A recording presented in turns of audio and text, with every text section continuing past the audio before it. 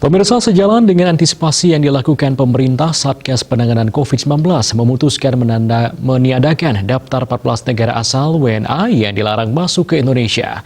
Keputusan ini diambil berdasarkan hasil keputusan bersama dalam rapat terbatas 10 Januari dan tertuang dalam surat edaran Satgas COVID-19 nomor 2 tahun 2022 tentang protokol kesehatan perjalanan luar negeri pada masa pandemi COVID-19. Juru bicara Satgas Penanganan COVID-19, Profesor Wiku Adhisa Smito menegaskan, keputusan ini diambil mengingat varian Omikron sudah meluas ke 150 dari total 195 negara di dunia, atau 76% per 10 Januari 2022.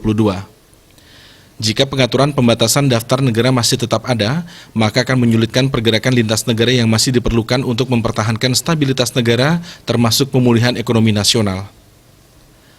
Keputusan penghapusan daftar negara asal warga negara asing yang tidak boleh memasuki Indonesia ini, kata Wiku, juga dibarengi dengan penetapan kriteria warga negara asing yang masih tetap sama ketatnya.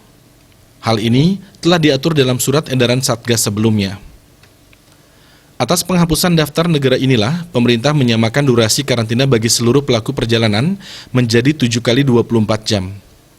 Kebijakan ini tertuang dalam SK Kasatgas nomor 3 tahun 2022 tentang pintu masuk atau entry point, tempat karantina dan kewajiban RT-PCR bagi warga negara Indonesia pelaku perjalanan luar negeri. Ketetapan ini menurut Wiku didukung dengan temuan ilmiah di berbagai negara.